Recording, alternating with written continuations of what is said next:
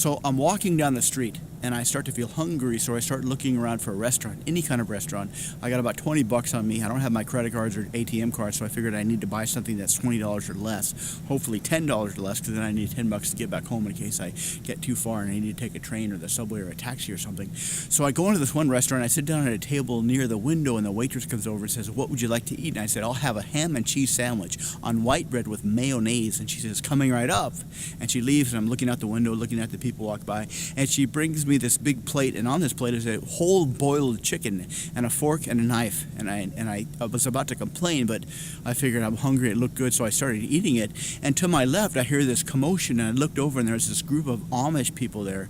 And the one old guy with a big, long, white Amish beard stands up and says, "Hey, that's my chicken." So I went, holy fuck. And these guys all stood up, and they had their shovels and their hoes and their gardening tools with them, and they started chasing me out the restaurant. So I'm running down the sidewalk in the middle of the street. I haven't paid for my boiled chicken or my sandwich or whatever they were going to charge me for. And I fell into a sewer hole. When I slipped down, and I was walking through these sewers, and I could hear these guys coming after me. And I found my way, and somehow I kept walking and running, and it was dark, and I didn't know where I was. And I ended up in these underground tunnels in like the mountains and like some caves or something. And I hadn't heard the Amish people for a while.